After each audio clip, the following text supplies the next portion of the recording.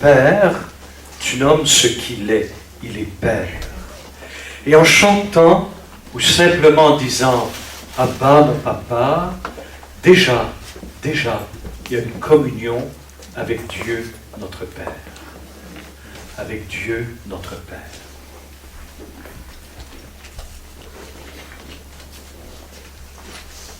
Notre papa d'amour. Et l'être humain est essentiellement créé, constitué pour être l'enfant du Père. On n'en sort pas. Même ceux qui n'y croient pas, même ceux qui ont d'autres religions, et regardent nous, les chrétiens, dire à Dieu Père, ils peuvent aller jusqu'à dire c'est un blasphème d'appeler Dieu, même pas Père, Papa. Et c'est comme ça qu'appelait Jésus son Père. Lorsque nous lisons l'Évangile selon saint Marc, c'est peut-être le moment où il y a eu le plus cette intimité avec le Père, où Jésus dit à son Père, Abba. Sur la croix, Jésus, au jardin, Jésus dit à son Père, Abba, mon Père. Et il disait, Abba, tout est possible, éloigne de moi cette coupe, pourtant pas ce que je veux, mais ce que tu veux. On peut penser qu'au cœur de cette angoisse mortelle qui étreignait les entrailles de notre Seigneur et Sauveur avant d'être livré à la croix, on pense que cette communion était absente de son esprit, mais pas du tout. C'est peut-être là, dans les profondeurs de son enfer, où Jésus a eu cette communion avec le Père la plus profonde. On s'imagine peut-être que parfois Jésus, lorsqu'il voyait les foules l'acclamer, s'émerveiller devant ses miracles, ses exorcismes, ou la multiplication des pains, ou d'autres merveilles, que c'était là Jésus qui disait à son Père, « Oh mon papa !» Et sûrement qu'il le disait, surtout à la résurrection de Lazare, lorsqu'il a dit, « Père, je sais que tu m'écoutes toujours. » Mais je crois aussi, pas exclusivement, mais je crois aussi que Jésus a vécu une communion intime que personne ne pourrait prétendre vivre avec Dieu notre Père lorsqu'il était au jardin de Gethsémani et il a dit à son Père tout simplement « Abba, Abba, Abba, tout est possible. » Peut-il y avoir une communion plus intime? En Jésus, ça demeure un mystère, bien sûr. Mais on y pense. Et peut-être que même dans nos vies personnelles, frères et sœurs, on pourrait penser que dans nos moments difficiles, on est loin de Dieu, et c'est peut-être là qu'on est le plus personnellement unis à notre Père lorsqu'on se sent le plus éloigné. C'est paradoxal, Et pourtant, jamais Dieu n'est aussi près d'un cœur qui souffre, d'un cœur qui crie pour lui, qui crie après lui. Surtout un cœur qui est ouvert à l'amour, qui a la foi et qui crie vers Dieu. On peut formuler 15 000 prières, 15 000 psaumes, chanter les plus beaux cantiques à notre Père. Peut-être que dans ces moments de nuit, le meilleur moment de nuit, j'appelle ça de nuit, parce que tout le monde comprend, le meilleur moment, c'est peut-être justement là de dire Abba, Père. C'est peut-être dans ces moments-là. C'est juste de dire Abba, mon Père, tu es vraiment avec moi.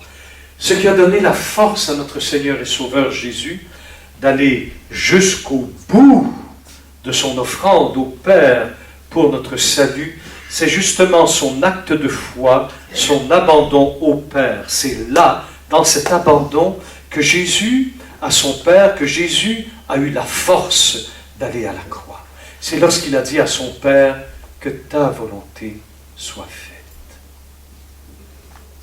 C'est là qu'il a eu une force incommensurable pour aller jusqu'à la croix comme l'agneau de Dieu choisi dès avant la fondation de ce monde, nous dit saint Pierre.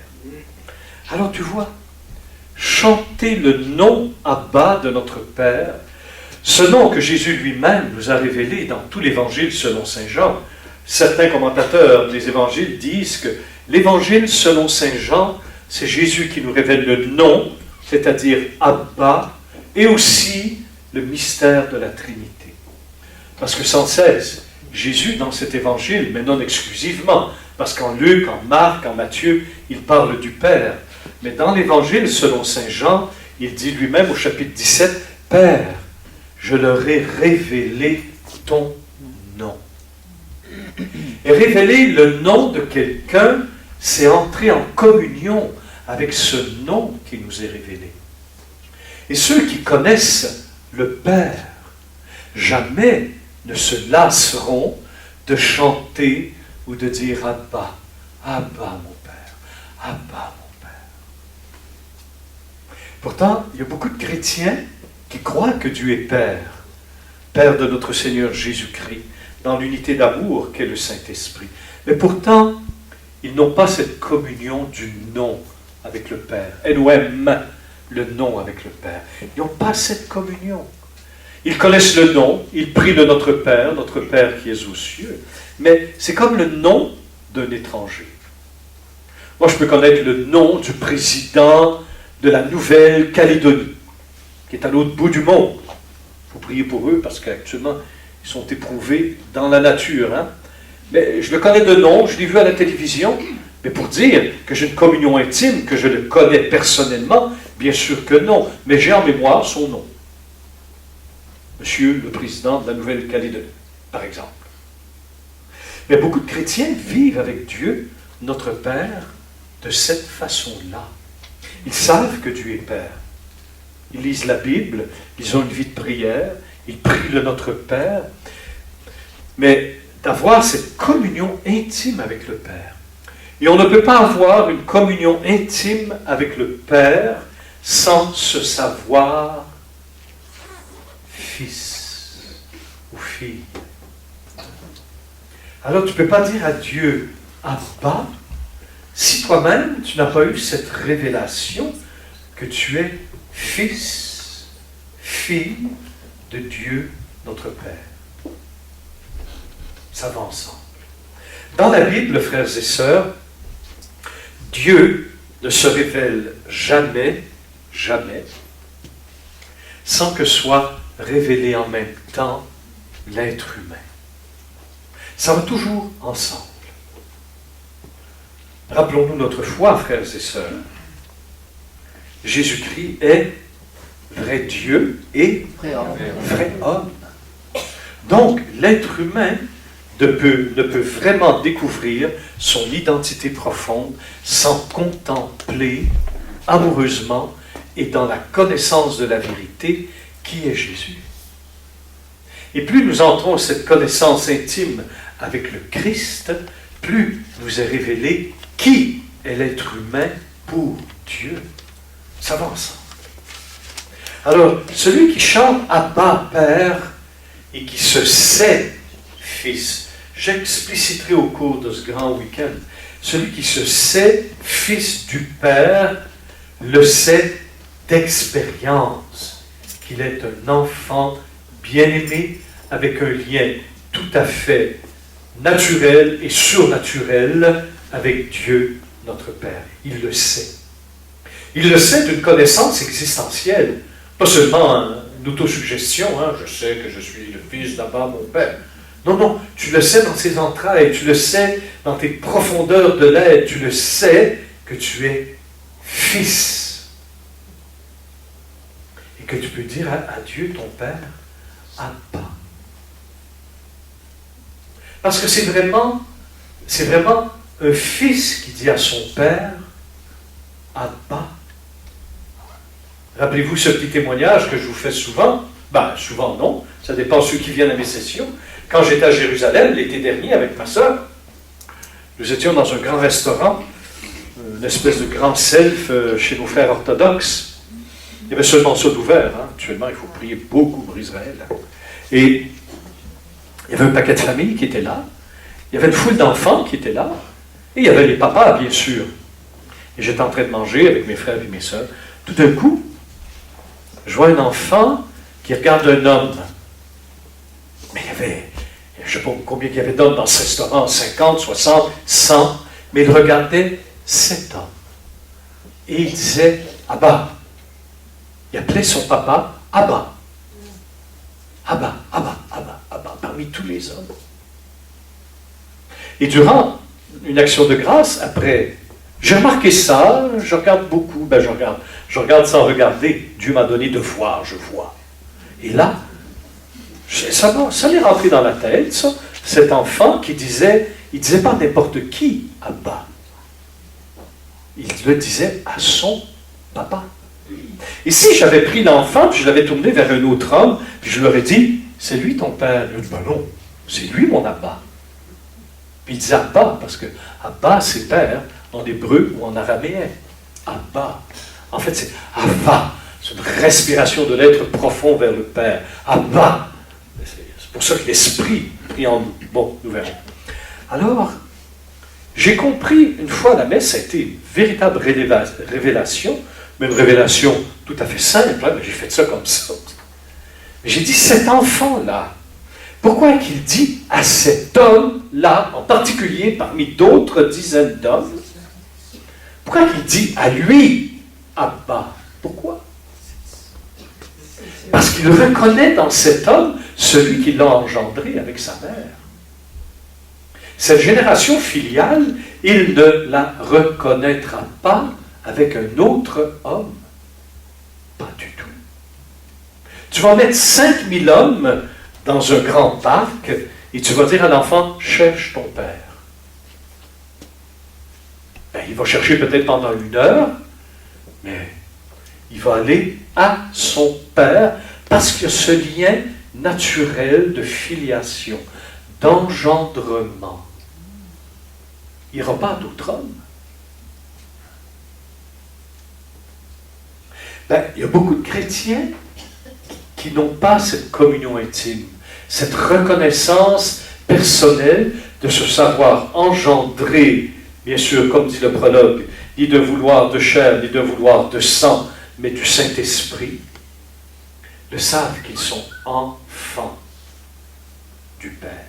C'est un lien intime, surnaturel, non charnel, mais qui vient aussi filialiser ta chair, tes entrailles, qui vient filialiser tes racines profondes qui sont rattachées en Dieu, de qui tu reçois le mouvement et l'être.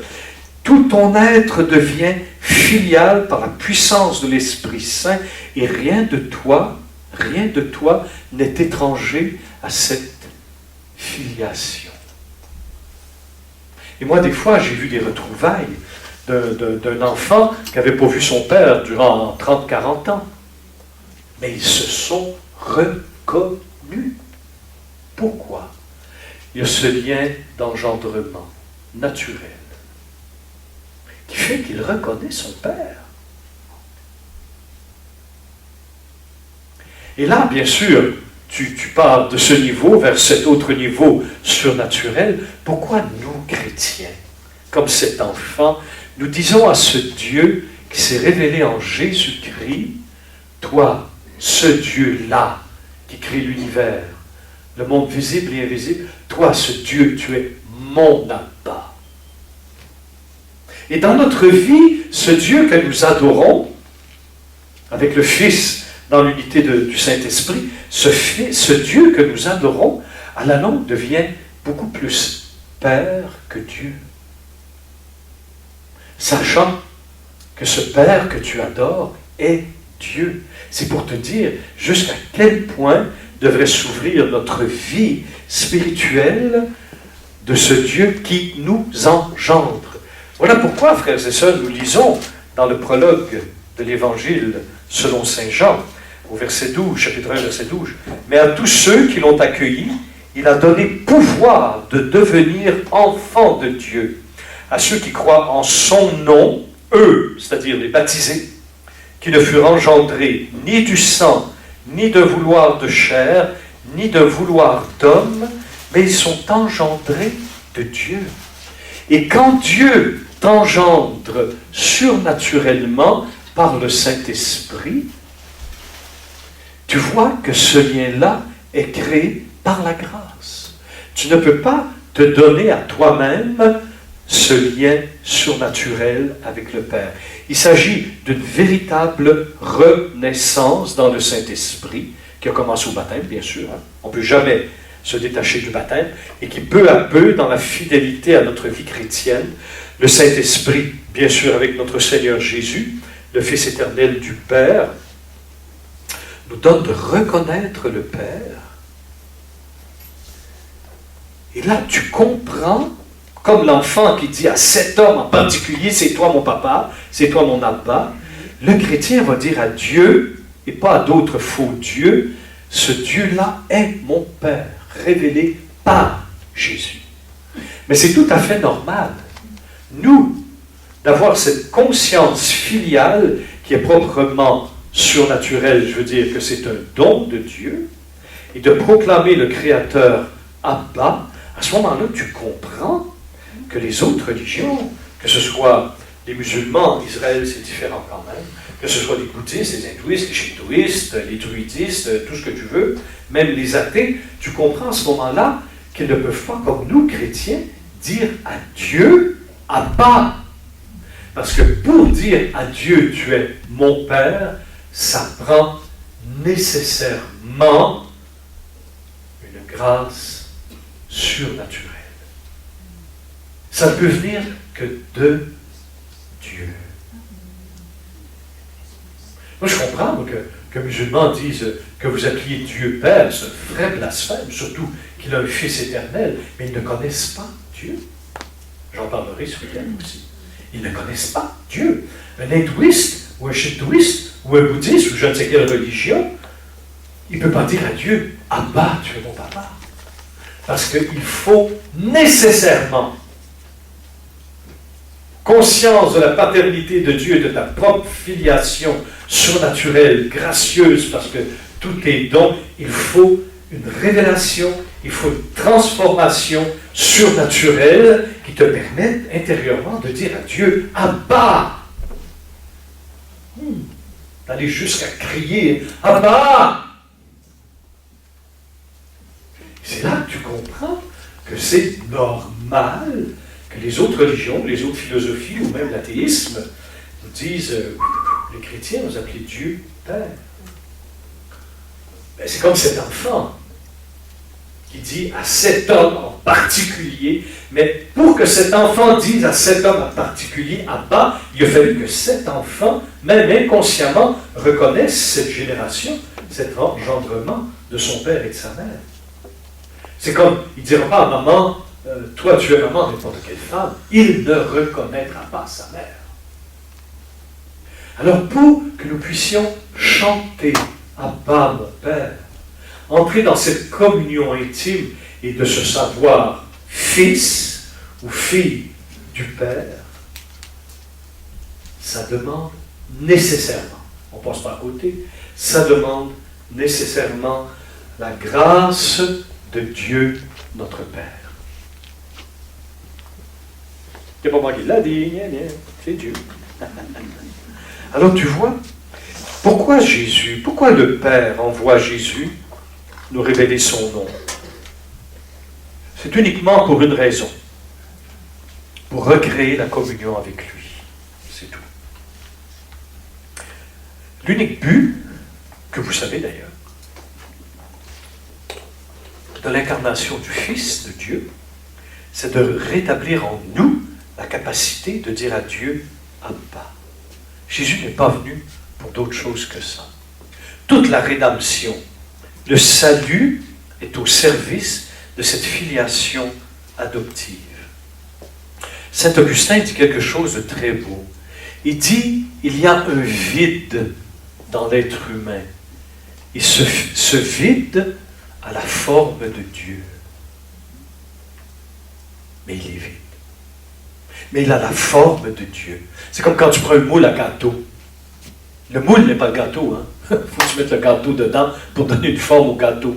Mais on a en nous un vide qui attend cette forme du Père pour remplir notre moule intérieur, pour avoir cette connaissance et ce goût délicieux de se savoir enfant du Père.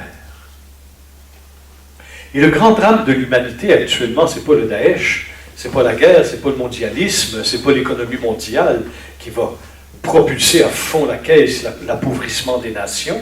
Ce n'est pas ça du tout. Le grand drame de l'humanité, c'est, même sans le savoir, d'être orpheline de père. Elle n'a pas de père. Du moins, on le refuse, le père. Quand Jésus vient, il vient pour une chose, c'est tout. Il vient nous dire papa. Il vient nous révéler notre Père. C'est aussi clair que ça. C'est des choses que vous savez tous. Alors, quand Jésus dit justement, Père, je leur ai révélé, je leur ai fait connaître ton nom, et je le leur ferai connaître, pour que l'amour dont tu m'as aimé soit en eux, et moi en eux. Quand nous adorons le Père, nous l'adorons personnellement. Moi, Roger, quand je dis à mon papa, Abba, je t'adore, je t'aime, c'est vraiment moi. Jésus ne prend pas ma place. Jésus en moi vient me donner ma place devant la face du Père. Mais Jésus ne veut pas prendre ta place. Même si Jésus est en nous, même si Saint Paul dit, ce n'est plus moi qui vis, c'est Christ qui vit en moi, mais c'était une plénitude de communion et de connaissance. Mais l'esprit de Jésus n'a pas pris la place de l'esprit de Paul. Le cœur de Jésus n'a pas pris la place du cœur de Jésus, mais c'est que le cœur de Paul est totalement devenu christifié, à un point tel que Paul a dit, ce n'est plus moi qui vis, c'est tellement Jésus qui vit en moi. Et ça, c'est le propre de l'amour de nous donner cette communion. Les mères et les pères, peut-être plus les mères, parce qu'elles ont porté leurs enfants, je ne penserai pas que vous me contredisiez là-dessus, les enfants, vous les portez dans votre chair, mais pas seulement durant 9 mois, le temps de la vie intra-utérine de l'enfant, mais vous les portez dans votre chair jusqu'au ciel. Vous les portez dans votre chair. Ils sont chair de votre chair, les os de vos os. On l'a en nous. Les pères aussi, quand on aime, l'amour nous unit. Nous unit et nous distingue. L'amour, ce n'est pas fusionnel. L'amour, au contraire, est éminemment séparatrice. L'amour sépare. Pas divise, sépare. Je me sens moi-même quand je me sais aimer.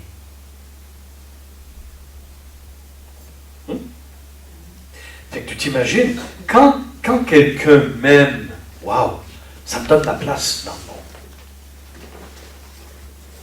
Tu t'imagines, quand de plus en plus tu vis l'amour du Père, combien tu dois te sentir toi-même, créature et enfant du Père. C'est pour ça que c'est très guérissant d'entrer dans cette connaissance du Père. Et croyez-moi, frères et sœurs, notre Église catholique a canonisé Sainte Thérèse de l'Enfant Jésus et l'a nommée docteur de l'Église. Mais la petite voix, comme on l'appelle, quelle petite voix! C'est la voix du Christ elle-même. C'est vrai que le chemin est étroit, hein? Mais si tu veux, il n'y a qu'une grande spiritualité dans l'Église. C'est-à-dire, il n'y a qu'une seule vie dans l'esprit, dans l'Église, et c'est une vie filiale. Tous les différents charismes que Dieu donne à travers des communautés, à travers des prêtres, des frères, des sœurs, laïcs ou non, ce ne sont que différents ruisseaux que l'Esprit donne pour nous plonger dans le grand fleuve d'amour qu'est le Saint-Esprit de filiation. La grande spiritualité de l'Église, c'est de se dire d'un même cœur et d'une seule âme, toi, Dieu, tu es mon Abba, tu es mon Père. Et cette grande spiritualité que Jésus nous a donnée en envoyant le Saint-Esprit devrait nourrir tous les courants que le Seigneur suscite dans son Église, justement pour nous aider à être de plus en plus des fils et des filles du Père. Et c'est là le but de la rédemption. C'est Romains 8, c'est Galates 4, etc. Bon, j'aurai l'occasion de tout relire ça, c'est des choses que vous savez. Alors, si tu veux, il y a un grand vide en nous, et ce grand vide en nous, il a une forme. Cette forme attend d'être informée par la révélation du Père, qui nous révèle en même temps que je suis vraiment un fils. Ça c'est toute notre vie chrétienne. Tu sais, à un moment donné, Jésus le dit, je vais le lire en Luc 10. Bon, c'est très simple ce que je vous dis là, frères et sœurs, mais accueillez quand même, ça vaut le coup. Luc 10, verset 21. À cette heure même, révélation de la Trinité, il tressaillit de joie sous l'action de l'Esprit. Je te bénis, Père, première chose que Jésus dit.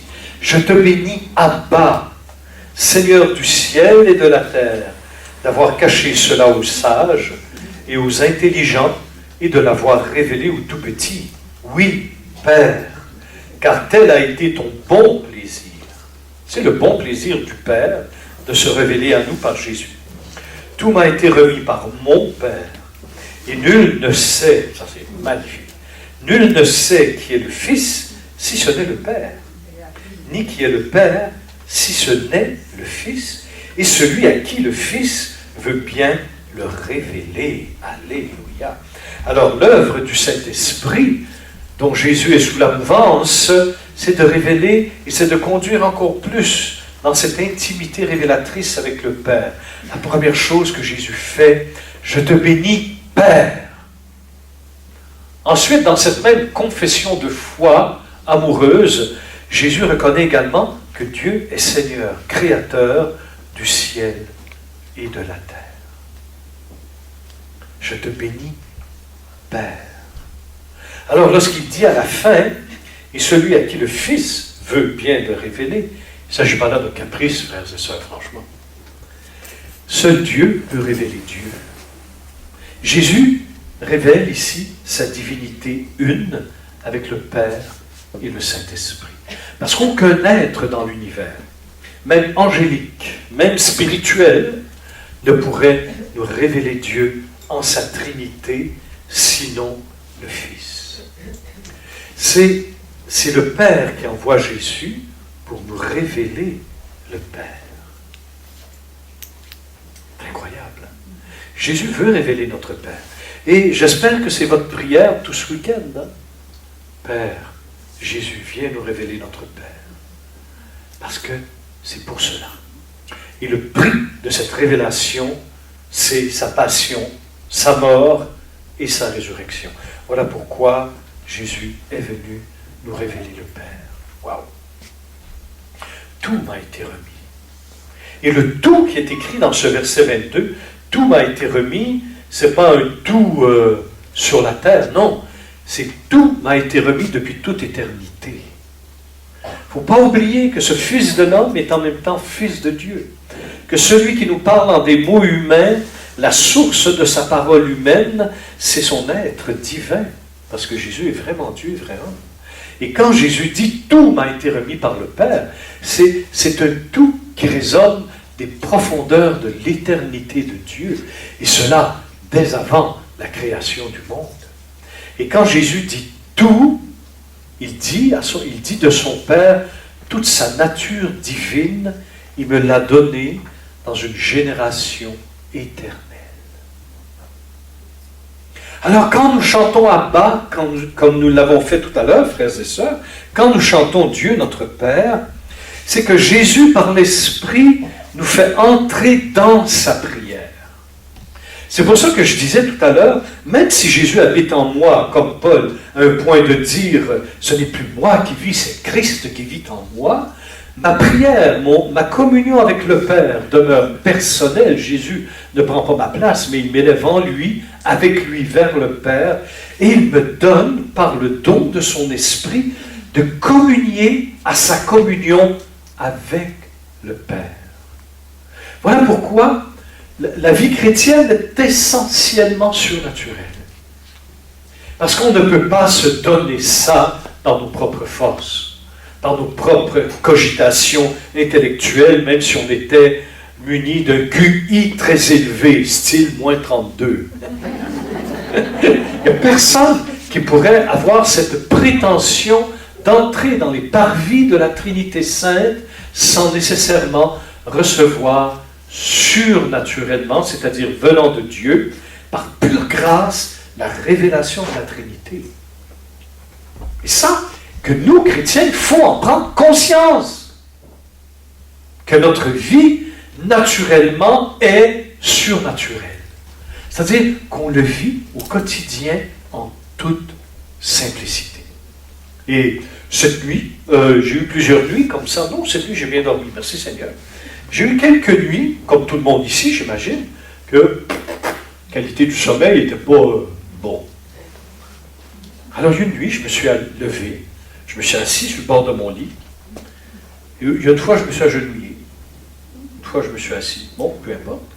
Et là, tout ce que j'avais comme prière, c'était « Abba, mon Père. Abba, mon Père. Abba, mon Père. » C'était tout. C'était extraordinaire. « Abba, mon Père. »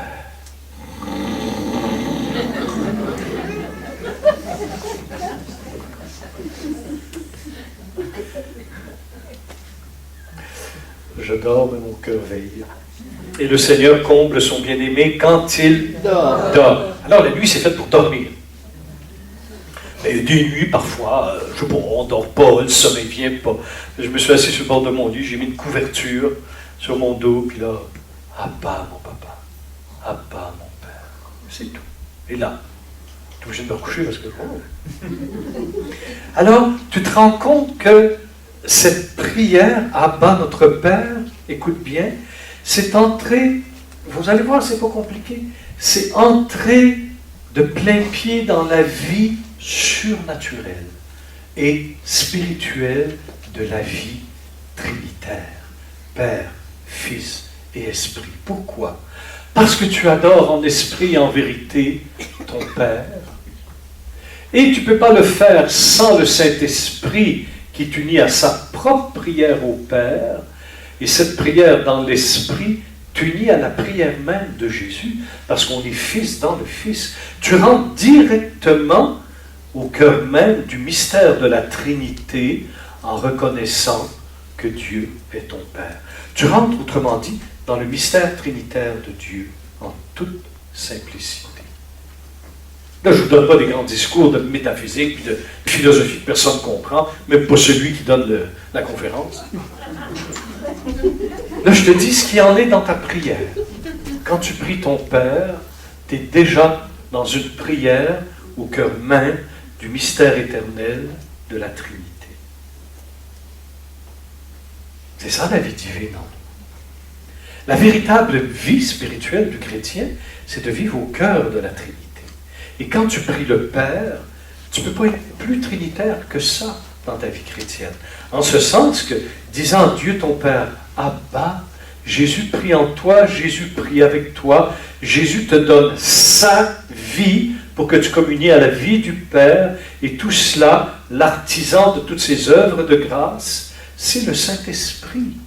Alors quand tu pries le Père, tu es plongé dans la vie surnaturelle de la très sainte Trinité. Et c'est pour ça que Jésus est venu. Tu comprends? Amen. Et Jésus veut le révéler à tout être humain que nous sommes. Alors tout m'a été remis par mon Père. Tout. Et à cause de ce tout qui, je vous dis, rejoint la vie éternelle depuis toute éternité, de la vie divine trinitaire, voilà pourquoi Jésus peut dire « Mais nul ne sait qui est le Fils. Seul le Père connaît depuis toute éternité le Fils. Et nul ne connaît qui est le Père si ce n'est le Fils. » Voilà pourquoi seul Jésus étant engendré dans un mystère d'amour, dans une extase d'amour, depuis toute éternité, seul Jésus est en mesure de nous révéler le Père. Et quand Jésus dit que lui seul a vu le Père, cette phrase est transcendantale, c'est-à-dire qu'elle transcende et l'histoire, et les nations, et toute philosophie. Bouddhiste, hindouiste, musulman, même juive, et toute. La parole de Jésus est universelle, la parole de Jésus est là depuis toute éternité. Alors quand Jésus dit Seul je peux révéler le Père, parce que depuis toute éternité, le Père me remet tout. Seul lui peut nous révéler Dieu en son éternelle Trinité. Et ça va pour toutes les nations. Voilà pourquoi, frères et sœurs, nous avons cette mission d'annoncer Jésus-Christ, qui seul nous révèle en vérité le mystère de Dieu, en sa Trinité sainte, et nous révèle en même temps ce qu'est l'être humain. Et nous révèle en lui, bien sûr, tout le monde invisible, les esprits, les principautés, les puissances, les dominations, les trônes, les seigneuries, les chérubins, les archanges et les anges. Tous les cœurs célestes nous sont en même temps révélés. Tout le monde visible et invisible nous sont en même temps révélés. Pourquoi? Parce que en étant au sommet de l'être humain qu'est notre Père, Abba, mon Père, tu vis au cœur de la Trinité, et dans la Trinité, tu communies avec tout le monde visible et invisible. Il y a une révélation. Il y a une révélation. C'est normal. Avoir pensé que je prêchais là-dessus, je ne voulais pas prêcher là-dessus tout de suite, mais bon, je me suis embarqué, maintenant j'y vais. Mais on lit ça dans nos fiches de lecture, au bréviaire, qu'à un moment donné, les pères de l'Église parlent, quand on est baptisé, qu'on est vraiment fils de Dieu, ils parlent de la danse avec les anges. Ils parlent de la danse avec les anges. C'est pas New Age, ça là, hein? C'est la spiritualité chrétienne. Chrétienne! Ils parlent de la danse avec les anges. Ça veut dire que, je ne me rappelle plus vraiment les noms là, de ce père de l'Église. Il expérimentait ça chez lui, dans sa communauté, ou dans son monastère, ou même dans sa vie érémitique peut-être. Il dansait avec les anges. La vie de fils de Dieu, c'est de danser avec les anges. Danser avec les étoiles. Mais tout ça, c'est pas de la fabulation, c'est pas de la poésie épidermique. Quand tu vis vraiment avec le Père, à un moment donné, le Père t'introduit dans la connaissance de sa création. Et ça ne peut pas faire autrement. Pourquoi? Parce que le Père te révèle le Fils et le Fils te révèle le Père. Mutuelle révélation, et tout cela se fait dans le Saint-Esprit. Alors, te révélant le Fils qui est créateur, par sa parole, parce que le Père crée par sa parole, il dit et sait.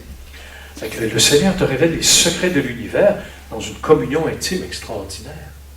Et le seul être humain dans toute la création, visible et invisible, l'être humain est le seul et la seule créature de notre Père qui peut communier à tous les mondes. C'est-à-dire que par notre incarnation, nous communions avec le cosmos, et parce que nous sommes souffle et terre, étant souffle, le roi Elohim, l'esprit, nous avons une communion aussi avec le monde invisible, avec le Père, avec ses anges, avec les saints, avec les saintes. C'est extraordinaire. L'être humain est la seule créature qui a cette communion avec tous les mondes de la création de Dieu. L'ange n'a pas une communion matérielle avec le cosmos. N'importe quel ange.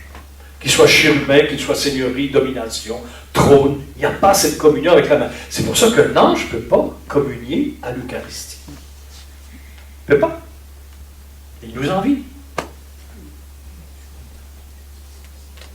L'être humain, oui. Extraordinaire. Avec ça, Papa nous le révèle. Papa nous le révèle. Abba nous le révèle. Toutes ces choses. Bon, c'est l'enseignement d'église, c'est pas. Je t'accuse un petit peu, tu vas trouver tout ça. Parce que je le prends dans le grand trésor de l'église et aussi dans l'inspiration personnelle, bien sûr. Mais tu vois, c'est un papa. C'est vraiment un papa. Un jour, un vieux témoignage, excusez-moi, certains, je me répète, un vieux témoignage. J'étais sur le bord d'un lac, chez nous au Québec.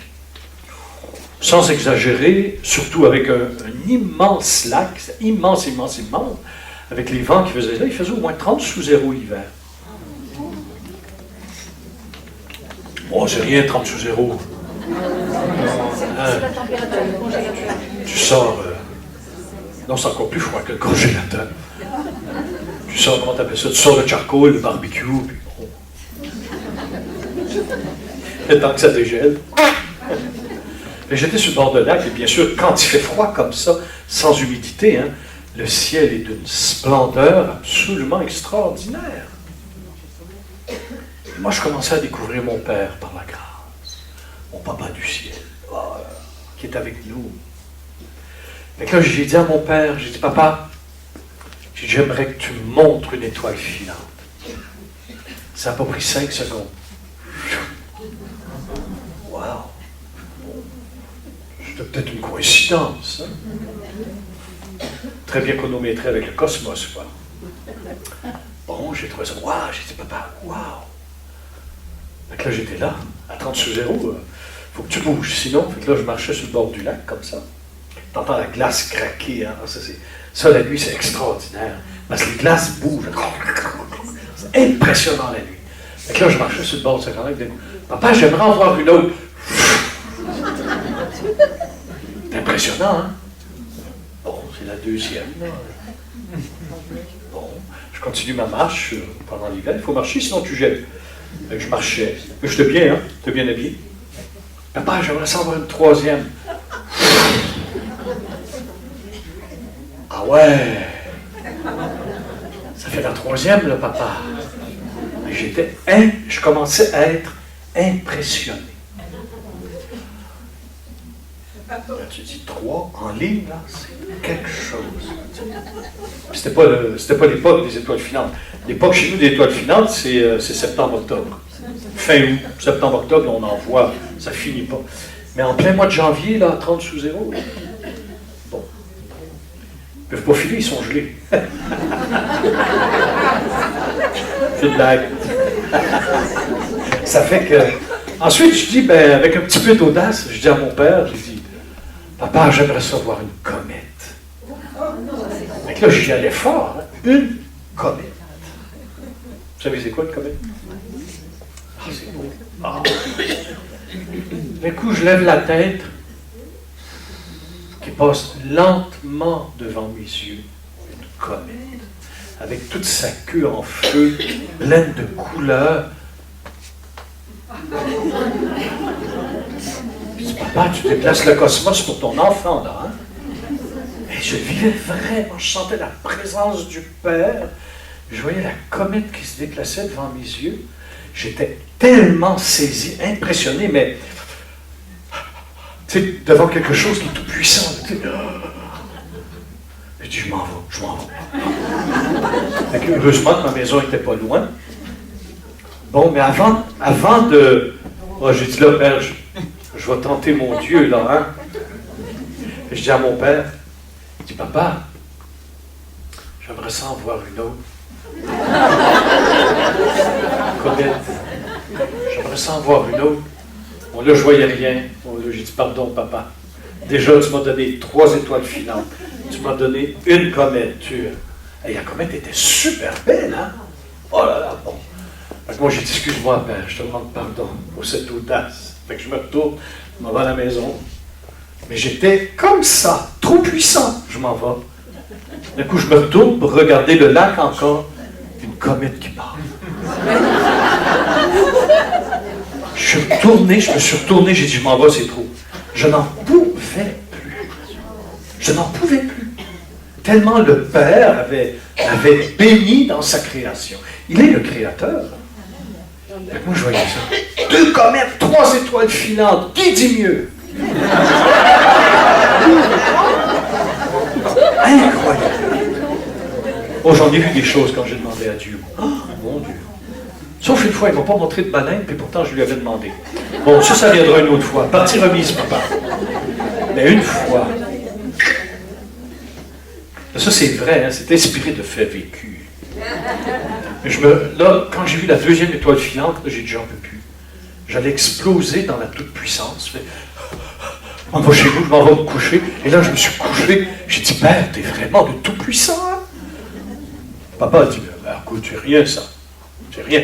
Ben non, c'est rien pour lui. En effet. Et un jour, une petite histoire avec papa. Je dis à mon père, mes parents viennent des provinces atlantiques du Canada, Nouveau-Brunswick, Terre-Neuve, Nouvelle-Écosse. Bon. Mes parents sont acadiens, ils étaient au Nouveau-Brunswick, bien sûr, ils demeuraient sur une presqu'île près de l'Atlantique, fait qu'on allait passer nos vacances là en plein été. Fait que mon père et ma mère me racontaient que lorsqu'ils ont connu leurs premières aventures d'amour, ils avaient ça l'hiver, se coucher sur la glace, puis de regarder les aurores boréales. Il dit, ma mère et moi, on a passé, quand mon père me parlait, il dit, on a passé des soirées couchées dans la neige pour regarder les étoiles boréales.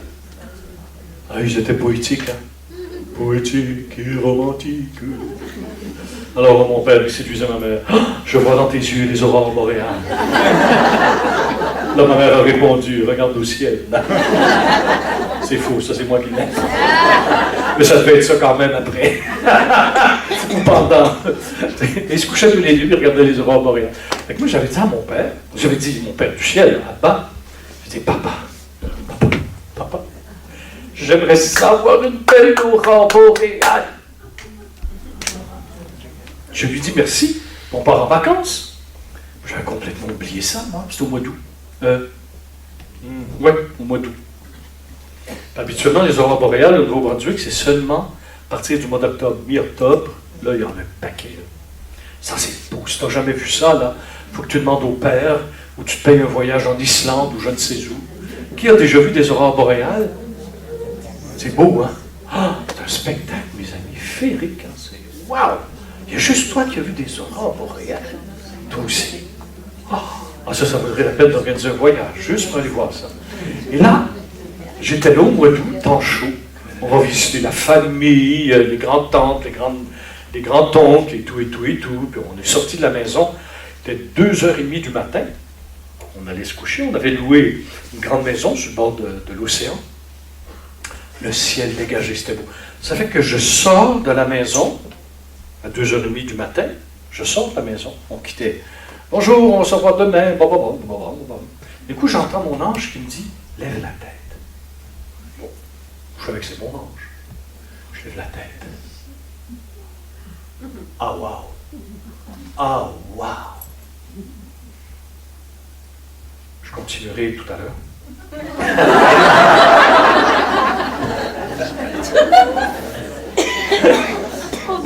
Il commençait à voir une aurore boréale.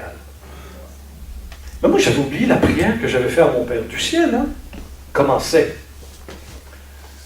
Je disais à mon frère Daniel, je disais, regarde le ciel. Ça commençait à exploser. Bon. Puis je disais à papa, vite, je vais aller à la plage. Parce que sur la plage, je veux regarder l'aurore boréale. Bon. Et papa, il regarde, c'est l'aurore boréale l'été. Et tu n'as jamais vu ça, moi?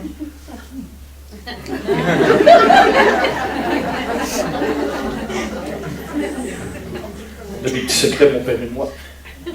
Mais moi, j'avais oublié cette prière que j'avais faite à mon papa. J'avais oublié. Complètement. Hein? Mais quand on est arrivé sur la plage, de plus en plus, l'aurore boréale explosait dans le ciel. C'était immense. Et heureusement, il n'y avait aucune lumière. Aucune lumière artificielle, donc c'était à l'état pur, sur le bord de l'Atlantique. Fait qu'à un moment donné, je me suis mis à louer Dieu. Je dansais sur la plage. J'étais tellement fou, tellement joyeux. Je dansais, je louais Dieu. Et plus je louais, plus les aurores boréales explosaient. Je vous dis ce que j'ai vécu, hein. Je ne sais pas s'il y a un lien, mais pour moi, il y en avait un. Plus je louais, on dirait que plus le cosmos louait avec moi. Waouh, ça louait là-dedans. Et vers 5-6 heures du matin, peu avant que le soleil se lève, les aurores boréales allaient d'un horizon à l'autre. Le ciel était totalement couvert d'aurores boréales. Et là, le Père m'a dit, tu te rappelles la prière que tu m'as faite? J'ai dit, j'avais oublié. Et là, je suis allé me coucher, j'étais mort, mais tellement joyeux que le Père du ciel m'est comblé de si grands spectacles. Et ça n'a rien coûté, hein? Et toute la nuit, un spectacle de lumière d'un horizon à l'autre. Wow.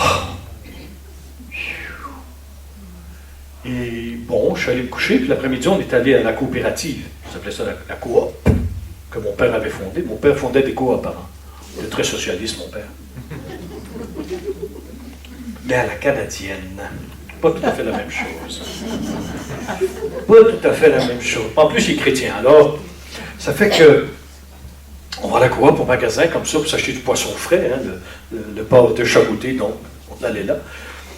C'est bon poisson frais, hein, de sortir de l'eau. C'est beau la vie. Hein. Fait que j'écoutais les gens. Il paraît qu'il y a eu des aurores boréales cette nuit. Mais oui, j'en ai vu, je me suis levé, puis le ciel était plein. Ah bon?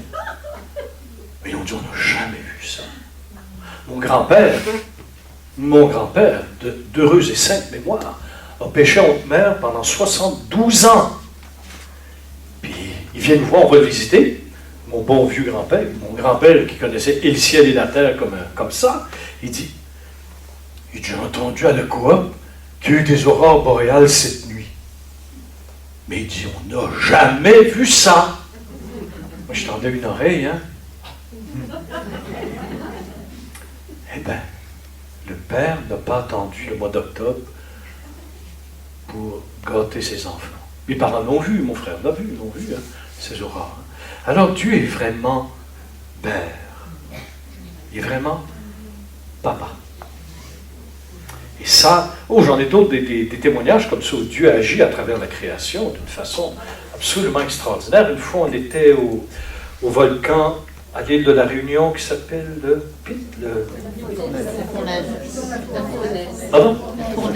Fournaise au Pit. Justement, on est allé voir la Fournaise aussi. Monsieur le Fournaise aussi, hein. Il y a deux choses à visiter à l'île de la Réunion. Fait que, je ne sais pas, c'était-tu le matin ou l'après-midi? Tu te rappelles pas? Fait qu'à un moment donné, on était complètement au sommet, près du volcan, du cratère. Ça fumait un petit peu, mais si peu. Puis à un moment donné, celle qui nous guidait, Michel, est décédée maintenant, Michel. Il est rendu au ciel. Une femme extraordinaire avec son mari, deux médecins missionnaires. Puis, elle voit les nuages au loin. Oh, elle dit, il faut s'en aller tout de suite. Je dis, pourquoi? On vient d'arriver. Elle dit, mais elle dit, regarde les nuages. Elle dit, ça envahit le sommet et c'est tellement dense qu'on ne peut plus bouger. Parce qu'on ne sait plus où on va. Puis on voyait. Hein? Oui, puis il y en a qui mourraient à cause de ça, oui. Puis là, les nuages venaient, puis l'endroit où on était dangereux quand même. Moi, je me plante. Au nom de papa, les nuages, vous n'avancez pas. Donc, les nuages se sont arrêtés. Avec la dame qui est avec nous, elle n'a pas entendu ma prière. Fait qu'elle était là, Michel. Elle était, tu t'en rappelles? Michel était là, elle dit, je comprends pas. Elle dit, les nuages, ils dépassent pas. J'ai dit, on peut continuer à visiter, hein? Ah non, il faut qu'on parte.